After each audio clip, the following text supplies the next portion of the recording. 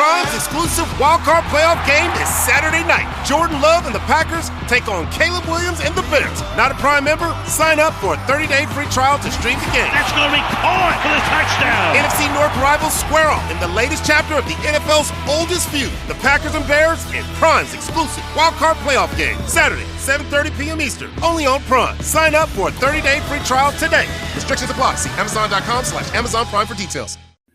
Welcome back, everyone, to a new episode of the Skating Penguin Network. It is the evening of January the 8th. We are now a week into the new year, and we are talking about, once again, the Pittsburgh Penguins, and they are just as hot as when that calendar hit 2026. They just wrapped up a game with the New Jersey Devils in Pittsburgh. But before we get into the nitty-gritty of that one, as always, I'm joined by Snail out in Seattle.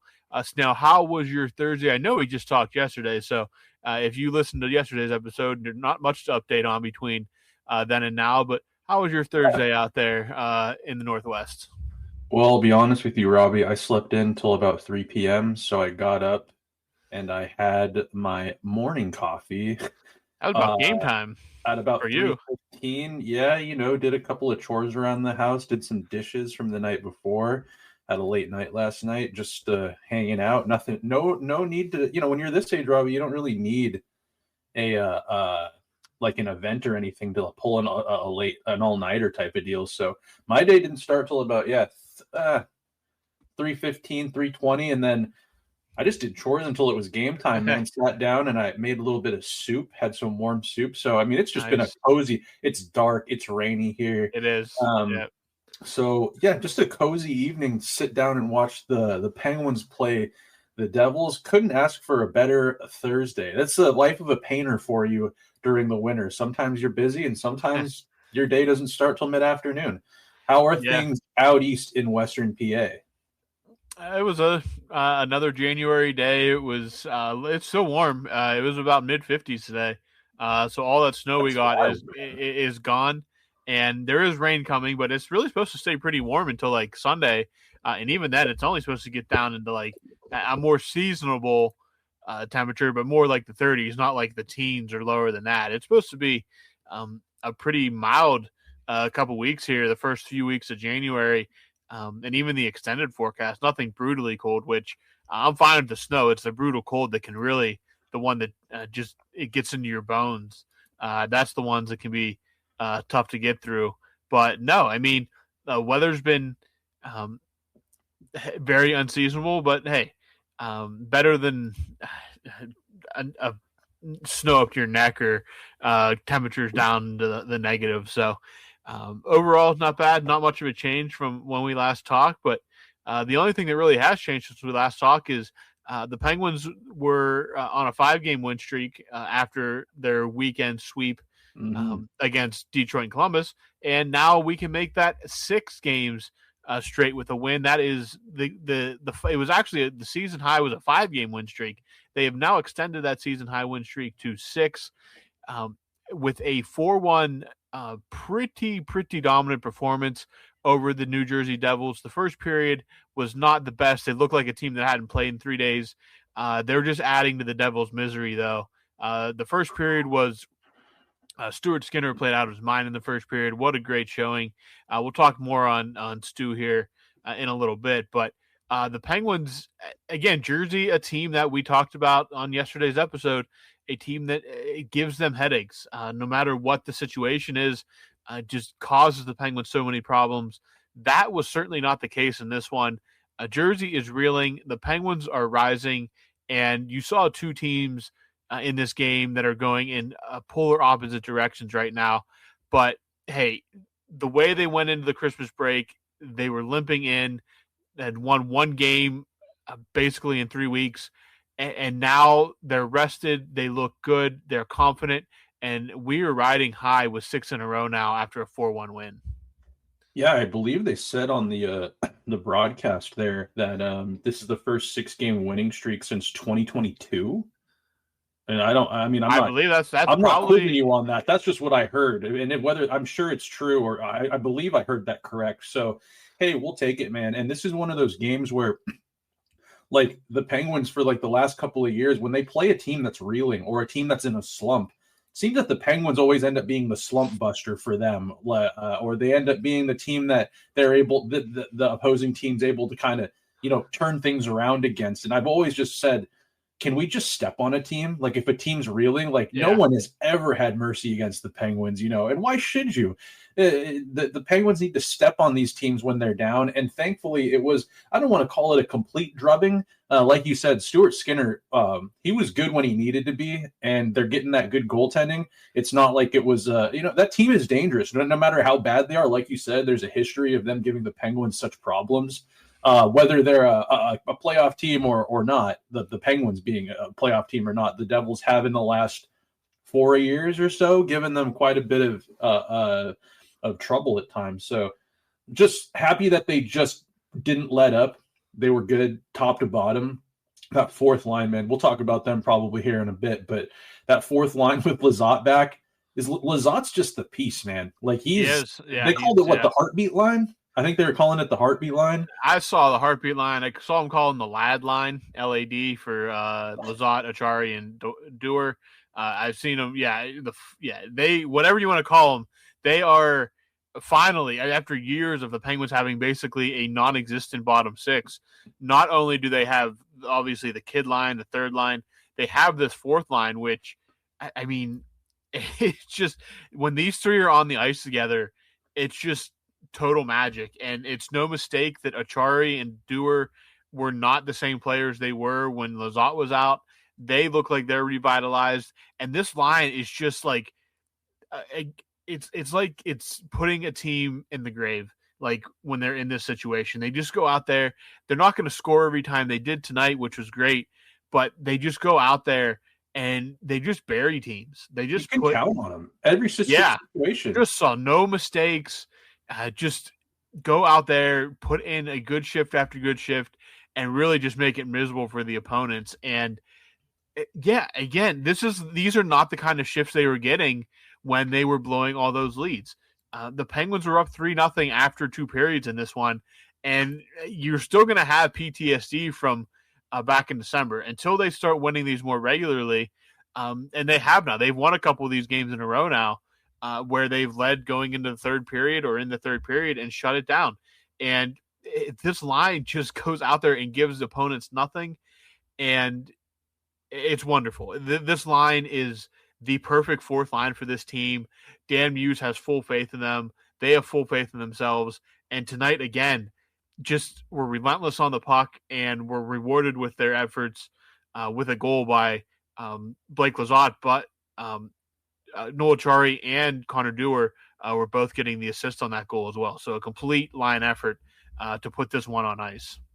And Connor McDewar, he gets a breakaway and scores. He does out of the box, it's awesome to see. It's awesome that this team kind of finally has, I feel like in the past, and this isn't necessarily Sullivan's problem, but under Sullivan, it always seemed like the Penguins were kind of putting aged out top 6 people or top 6 kind of players that weren't producing. They kind of became the bottom 6 where, Connor Dewar, Noel Acciari, and Blake Lizotte were never top 6 players. I think Dan Muse was like, hey, you guys let's simplify everything. You're not going out there to, score goals. Like, we need you to do that. I don't know what it was. Whatever Dan Muse's message to those players were, because Acciari, Dewar, and Lizotte are different players under Muse, it seems like, too. They're so much more effective than they were in prior years. And that's the line, the heartbeat line, whatever. It gives them some juice. They go out, they get the kills on the penalty kill. They go out there, and if it's a offensive zone draw, defensive zone draw, they're able to hold on to pucks down low and get, tire out the opponents. And then you get Sid or now Gino back in the lineup. Kendall, you get those guys jumping over the boards. Defensive zone, they're going to chip the puck out and get it in deep and, go to work, as they say. It's awesome to have just a blue collar line like this. And it's showing, like, man, like when the Penguins are good, it's kind of like the Penguins go the way of that line a bit. If the fourth line, if the LAD line or the heartbeat line is going, the Penguins tend to have a pretty good game. So it's nice to be able to count on that in your bottom 6. And yeah, man, it was a great game. Didn't feel shaky at all. You know what I mean? No. Even when they gave up that goal at 3-1, they just saw it out the rest of the way, and they got they re-added that cushion later in the third period. Then, I mean, Luke Hughes scores on the power play within 3 minutes of that third period, and if this was the Penguins team of a month ago, man, it would have unraveled pretty quickly. But they just, I mean, and you have those thoughts, like you think about it, you're like, oh man, not until they start to become more consistent in these situations. But no, they go out there and they just play their game. They play a simple game. You don't have to be fancy in those situations. You don't need to be playing for a goal when you have a 2-goal lead in the third period. And all credit, Stuart Skinner, fantastic in this game. And I'm just going to come out and say it. It's his team right now. I know you have a back-to-back this weekend, and you're going to see both goalies, but I'm running Stu out there. Really? As the one. I'm not doubting you. I wasn't expecting a hard stance on Stu or Shilovs at this point. I thought about that too. Game. I was like, I mean, they're so good right now. You can kind of just run them, just switch off every other game. But I've seen that happen with other organizations, and it used to bother me when I'd watch it from afar. But I mean, I don't hate it, Robbie. I like that you're taking a hard stance. Stu's playing great, man. And it's just, maybe it just took him get over the shock of leaving your hometown. I just remember those couple of games he played where the Penguins did not play good in front of him, and he was he got lit up. It's not necessarily his fault totally, but once he had that game, his first win as a Penguin, I remember he said he finally got a place. He had his kids come to the rink. They had a car, like all those little things that go on behind the scenes that you probably don't think about too often. These are people too, they're pro athletes. Yeah, people too. That's a chaotic time in his life, and he seems to have settled in. And I love the Stu chants that are going on. Like it's been a long time since the Penguins have had a goaltender that you hear a lot of, every time he touches the puck, the crowd kind of gets behind him. I love it. Yeah, man, I don't hate your hard stance on that. Like, Stu was a number one. It makes sense to kind of you're just saying, let him run with it. Yeah, I mean, you don't have to you're not in a position yet where it's still only January where you want to have because you're not going to want to do the every other start thing come playoff time. Like, that doesn't seem like it's a recipe for success. So you don't need to be in a position where you set your goalie rotation yet. We'll worry about that when they come back from the Olympics.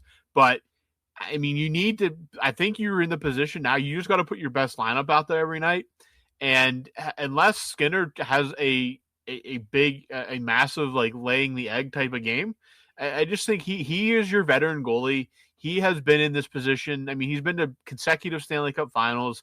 He's battle tested. And again, he's a guy in a position, he's playing for a contract too, whether that's in Pittsburgh or somewhere else. He has a lot riding on playing well. So yeah, he seems like he's comfortable now. Again, the whole whirlwind of everything with the trade and leaving your hometown right at the holidays, family and all that, you can't blame the guy for being a little disheveled and out of sorts when he came to Pittsburgh, but he settled in. The crowd loves him. Again, he takes his mask off. He literally just looks like a dude that you'd pull out of the outer boroughs of Pittsburgh. He is just the most. He looks like someone who drives a 90s pickup truck, and he likes light beer, and he probably goes fishing on the weekends. He absolutely wears his Steelers jersey to church on Sundays. He wears his Steelers jersey to church on Sundays. He has very strong thoughts about pierogies and maybe a camo hat. Yeah, and then a Zin. Yep. He doesn't chew normal tobacco. He definitely has a Zin. Pound some icy lights. Well, I don't know.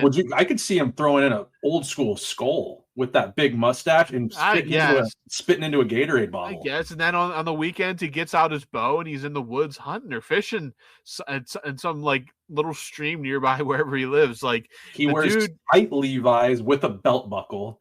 And he's got a very weathered cowboy jacket. Yeah, some boots that are well loved. And he likes to stand around a fire with his buddies and dip and drink light beers. Yeah, light beer, yes. But he just, again, he's finally comfortable. And he has a lot, like you said, he has a lot to prove. Like, not just for a contract, but like his hometown team that he went to 2 Stanley Cup with essentially traded him for a guy that like was not. I mean, Tristan Jarry was. Let's just say it wasn't Marty Brodeur there. Yeah, like I mean, we were angling to get rid of Tristan Jarry. Like, yeah. So he comes in. He's been really solid. He was great for them in the first period tonight when they weren't quite on their game. Solid the rest of the way. He's put together a few good starts now. I'm giving him more starts than Shelov's. Keep Shelov again. Shelov's this is the first time he's taken on a full NHL workload as too. So like you need to kind of maybe manage his fatigue a little bit as well because he looks like he's going to be your number 2 for the rest of the season. But no, the Penguins against a team that gives them fits. A team that was in their own right looking to bounce back from getting absolutely embarrassed by a rival. They come into Pittsburgh and really get nothing going. What happened to them? Was it the 9-goal drumming that they kept in Markstrom the whole 9 goals? Yeah, to the Islanders Tuesday night. Is that Sheldon Keefe kind of giving the finger to Markstrom? I don't know what the situation. I don't know what's going on there. They're in the fans are upset with Luke Hughes. Is there turmoil in Jersey? Sounds like things aren't going great. I mean, obviously you're losing. Things are never great, but like I heard that the broadcasters, what's his name in arms? What's the main broadcaster for the Penguins now? What's his name? Mears? No, Mears. Josh Getzoff. Getzoff. Yeah. He said he made a comment when the time was ticking down and it was running out the clock there. That, you know, they've got some choices to make with the leadership group there. And I go, is it that bad that's just privy information? I don't know because, like, at this point, I mean, you've been outscored 13-1 in your past 2 games, both to division rivals. Your season is falling apart. You gave Luke Hughes a big contract in the offseason, and the fans are already booing him. I saw that. That's tough. Yeah. He's like, 20 years old? I mean... Yeah, but apparently they think he's more of a Nepo signing than an actual good hockey player. I thought the same thing. Sometimes with those signing brothers, I get it. You want to recreate the Sedin magic or something, but I don't know. Play 2 different positions. They're not even both. I mean, yeah, I don't know. But, yeah, things in Jersey have just – and, again, this was a team that even just 2 years ago we were talking about, like, this team's probably going to be a cup favorite in the next 5 years. Cup favorite, absolutely. And last year, just – bullied by injuries, could never get going. This year, this is Keefe's first year, right? No, second year. Yeah. And yeah, I mean, I don't know. They're going to be asking some hard questions here if this keeps up because you can't keep getting embarrassed every night. But they just look like a team right now that is just lost and looking for anything and coming up empty. Yeah, man, and I'll say this, though. I mean, like, I don't feel any sympathy for them, really. They've given the Penguins such hard problems. And, that, like, Dawson Mercer, Jack Hughes, when he's healthy, that guy has a hard time staying healthy, man. But that whole team just seems to bully the Penguins around. And it was nice to just return it for once and say, oh, you're struggling? Well, watch this. We're going to have a couple fourth-liners score on you. Evgeny Malkin is back. Evgeny Malkin's just a rocket one-timer on the power play. Yeah, he was mad. Yeah, I got up out of my seat for that. I was in my comfy my recliner right back here with my little green blanket on it, and I saw Gino and Sid swap places on that half wall, and I see Sid dish it over to him, and I go, booyah. That is what I'm talking about. And his celebration, he was pumped, man. Yeah, I mean, a guy that had a great season going until all of a sudden he just got hurt and missed a month of hockey. Like, that had to be extremely frustrating. It wasn't like he was looking bad and he was struggling, and like he was having a great rejuvenating season with the likelihood of a contract coming, and all of a sudden it gets derailed, and like he's such an important part of what they were doing. He was scoring so well. So yeah, I'm sure he was extremely amped up. I'm sure the adrenaline was firing pretty heavily all day, and then especially at game time, and then to get set up on one of those patented one-timers from Malkin or from Sid on the power play. Had to just feel just so releasing and so right back relieving. To where he left off. You kidding me? Yeah. Also, was that injury? They talked about the injury a couple different times, and I'm just curious what you think about it because it was kind of going through my head. It's not like he had like a rotator cuff or this. Was that a true blue like old guy injury where he had a great game against Tampa and apparently his shoulder just hurt and then he's like, I can't move my shoulder. Yeah. And it's like no surgery, no physical therapy really required. It's just that's a 39-year-old shoulder just barking at him for 2 weeks. Is that what it was? Sounds like it. That or he got like he had like a frozen shoulder or something like that. But yeah, he said he just woke up one day and it hurt and it wouldn't go away. That's what my uncle says. Like that's what my 60-year-old uncle will say. He'll be like, "Yeah, I just haven't really been able to move my shoulder for 2 weeks. I just slept on it." Yeah, it's like, except we're not playing like 20 minutes of NHL hockey. No, But I kept hearing him talk about the injury, and I go, "Are we all just kind of like quietly saying that's just an old guy injury?" It's just like you couldn't put that on. Like that's not a classification on the injury report. Old, like just 39-year-old shoulder. Yeah, but another guy I wanted to highlight tonight was fantastic again, fantastic all season. Big 65, Erik Karlsson gets the scoring started, has an assist on the Malkin goal. I mean, we've been saying it all year. Dude looks like prime Erik Karlsson. He's just doing what he was brought in to do. As you can pretty much notice now, you don't hear about trade rumors with Erik Karlsson anymore. Trading him now would be pretty much suiciding your own season. I mean, with them sending Brunicky back to juniors, you go, you don't want Letang taking that number one defenseman spot. He's just not the puck mover, the offensive threat that he was. And if Brunicky is not just waiting in the wings for his opportunity, he's going to go back to juniors and get a little bit more season, probably have great success down there. No, Erik Karlsson's your guy. And I think he fits this team so well. Him and Sid look like they have fun together on the power play, man. Their celebrations after they score and they factor in, dude, Karlsson and Sid just have these like childlike smiles and like hug the hell out of each other. Karlsson went and gave Sid the the mustache like little thing to him when he scored. I don't know, dude. I don't know what is that about. Like, did anybody ever explain what that celebration is?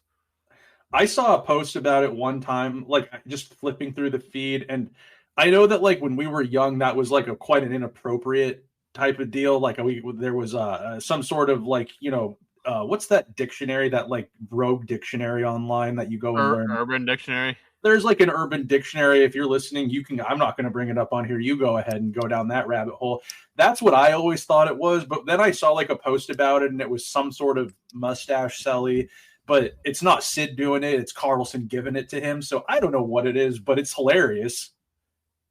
I mean, when you're talking about mustaches, Karlsson has an epic mustache, like a true Swedish, like, he used to like curl the ends, I think. And Sid just has like a 14-year-old's mustache.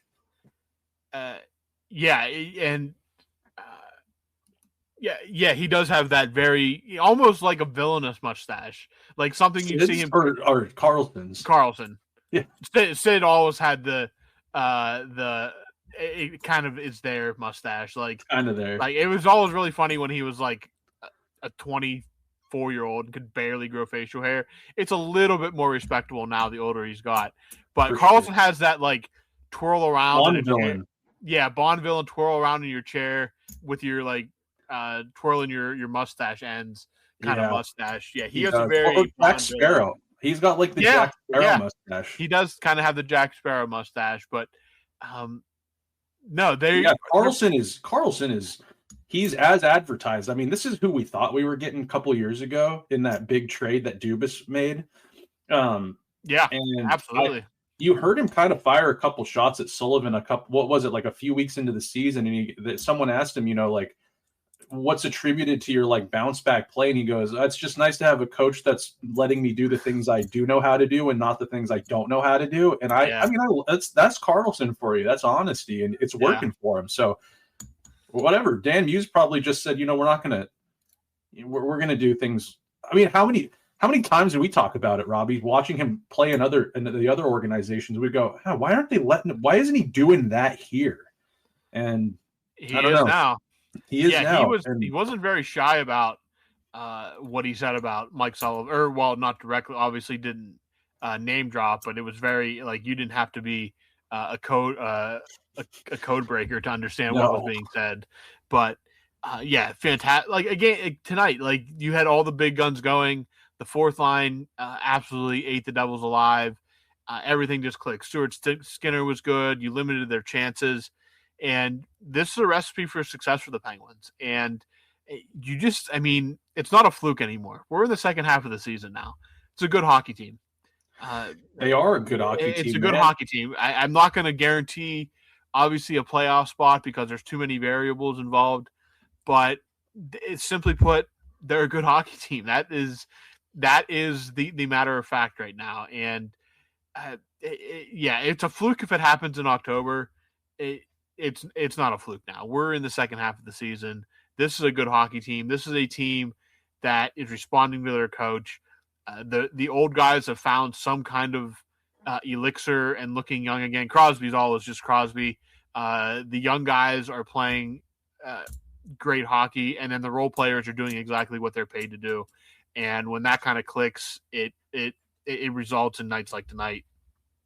Yeah, man, I just don't see the turmoil as much with this team this year. No. It seems that Dan Muse has really come in, and I feel like he simplified things. And I remember hearing, who was talking about Dan Muse as a coach, and they said one thing that they really like that he's implemented, which I think the only reason I bring this up is because I think it reflects this, and that their practices are fun. They play a lot of like competitive games at practice, where it sounded like Sullivan was more like, he was out there definitely barking at them running practices, but like he relied so heavily on his veterans to kind of set the tone. And I don't know how those practices were going, but it sounds like Dan Muse has implemented a lot of like fun stuff, competitive stuff, and maybe keeping it a little bit light because you have these veterans that set the tone at games.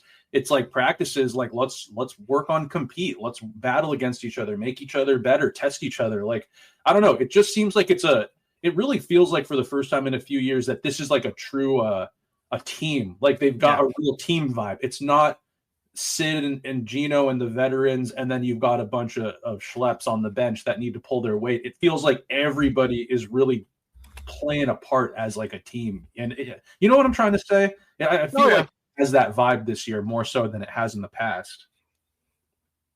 Yeah, they feel like they're playing for a purpose right now. Sure. The last few years, like especially last season, you could just tell that it was time. Like this era was over. Like I know they didn't move on from Sullivan right away, but when that news finally came, it was like it was more just acceptance. Like you knew it had to happen. And bringing Dan Muse, who's never been a head coach at the NHL level, mostly known for developing guys, but it certainly seems like everybody has bought in to what he's saying. And that goes a long way. Like the stuff at practice, like not bag skating like every time, doing the little fun stuff. That goes a long way into building a relationship with your players. And a twisted new season of The Traitors is finally here. What did I get myself into? The prize, $250,000. I'm gonna lie and cheat and do whatever I have to do to win. If you're gonna come for me, I'll finish you. Shame on you! I'm out for blood. It is like a firing squad. Boom, boom, boom, boom, boom. Let the games begin. Emmy Award winner, The Traitors. New episodes streaming Thursdays at 9 p.m. Eastern, only on Peacock. It shows in game day too. Like they're responding well. They're listening to what he's saying. They were tuning Sullivan out at points. It was pretty clear. But now they have a coach in there who he has a system installed now, and the players have roles. They're doing that, and it's resulting in very enjoyable hockey. Yeah, dude, I love Dan Muse's story is kind of interesting, and I wish they'd do a bigger piece on that. But he played for Stonehill College, and he played hockey. He was not I could pull up his hockey DB here. He played for Stonehill College from 2001 until 2005. in the ECAC, which who knows what league that is. But he had 13 games played, 1 goal, 13 games played, 2 goals, 1 assist. He was a fourth liner, man. And apparently it was evident that this guy was going to be a coach one day. And just a great pull from Dubas to, he coached at let's see, what do we got here? Williams College, Sacred Heart University, Yale. He was the USHL Chicago Steel for 2 years, head coach. He actually won he wasn't in the playoffs one year, then they won the championship in 2016-17. Yep. Assistant coach in Nashville and in New York behind Peter Laviolette. Head coach in Pittsburgh. Just a great story, man. And when you get like the team running like this, I mean, bringing in Benino was big, Stothers was big. Like, I think they've got a really competent, good, fresh new staff of veteran coaches. But then you give a guy like Dan Muse his chance, and when you see the success, you go, man, that was not on any of our boards really for head coach. It wasn't the biggest, sexiest name, that's for sure. And yeah, dude, credit to him. I think it's just the Penguins are a great story this year, man, especially after a 6-game winning streak. Like, I mean, come on, it's hard to feel optimistic about this group. It's hard not to feel optimistic, I should say. Yeah, obviously. I mean, we're at the 42-game mark now. I said we're in the second half of the season. Yeah, you start to believe at a point, and I think a lot of us are well past that point. I was kind of feeling like that even once it rolled into November. There was obviously still stuff that need ironed out, and then even with the struggles, like, all it takes when the standings are this tight is just to win a couple games, and that's the 6 in a row now. Their longest of the season, their longest in quite a few years, and suddenly they're back in the playoff picture. And as things start to sort themselves out, the Penguins, it's no longer just maybe they can pull one out tonight. Like, they're just a good hockey team. That's really all there is to say about it. They are. I mean, they have. There's only a couple teams in the East this year that are really like juggernauts, I'd say. I mean, you got the Lightning, who did not start out a juggernaut this year, but they've kind of solidified themselves as kind of one of those top teams. Other than them, man, it's like the Hurricanes, the Islanders have been a great story this year too. Like, they've really kind of they started fresh out there with Matthew Darche coming in, and they've got Patty Waugh behind the bench again, and they got the Schaefer. That Schaefer kid, and he is having an unbelievable year. So you kind of just got, the Lightning. You might throw the Panthers in there, even though they're pretty injured. If they get some pieces back, you're going to look at them to be kind of a pain in the ass the rest of the season. Hurricanes, Islanders. But in the Metro Division, man, when you're looking, if this team is on kind of a heater right now, the Penguins being on a kind of heater right now, you look at the Metro Division, man, and it's like, when you look at everyone past maybe the Hurricanes in that top spot, can they compete with the Islanders, Flyers, Capitals, Devils, Rangers, Blue Jackets? I mean, kind of a mid-division. They're definitely not, they're not. This isn't a Gavin McKenna year for the Penguins. We've long surpassed, having to think about Gavin McKenna at this point. We're long past there, but the division, the powers definitely shifted in the Eastern Conference a little bit. Carolina obviously still good, but Carolina, a team that they get to a certain point and then they kind of run out of steam. So who knows there? The Flyers, Penguins, Islanders, Capitals. Yeah, it's going to be a race to these playoff positions where teams land. So it'll be very interesting to see how it all falls out. But the Penguins have proven against all these teams that they can beat them. So that was just got to keep that up. The last couple of years, they couldn't beat anyone in their division, man. No, and they're 8-1-3 in their division so far this year. So yeah, just really keep winning. Promising stuff. I wanted to quickly ask you. I kind of forgot to bring it up, but before we get out of here, what do you think about Gino getting the start on Kindle's wing for that second line? I mean, I thought they were going to go right back to Mantha Brazeau on Gino's flanking Gino, but you saw Novak on that third line with Brazeau and Mantha, and then Kindle centering the second line with Gino and Igor Chinnikov.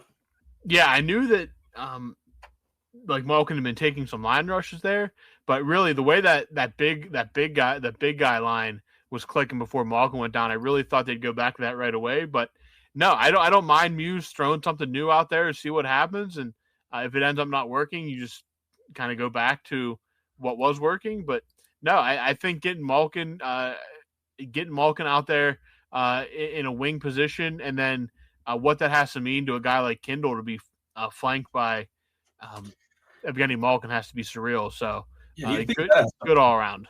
Boost Kindle a bit, right? Being like, hey, you're second line and you're going to get Evgeny Malkin on your wing to help you out tonight. Yeah, absolutely. Pretty cool. Well, cool, man. Great game. 4-1 win. Everyone looked good top to bottom. I think they get back to games here. Do they got another back-to-back this weekend? They do. They have Calgary at home on Saturday and then Boston at home on the road on Sunday. What times are we looking at here? 3:30 Eastern time on Saturday, 5 o'clock Eastern on Sunday. Okay. Well, hey, man, name of the game is just collect points. I mean, Calgary, I don't know if they're a playoff team, kind of a team that the Penguins also have struggled against a little bit. But, I mean, hey, man, let's get some points. Last home game for the week and then off to Boston. And, Boston isn't a world beater, but they're a hard team to play against. So it'll be interesting to see what the Penguins got in both those games. Yeah, it should be an interesting week. And after it's over, we'll be back early next week to talk about it. So, Snell, if you have nothing else, let's get out of here. Yeah, I have nothing else. It's Thursday night. So you guys have a good weekend, and we will talk to you early next week.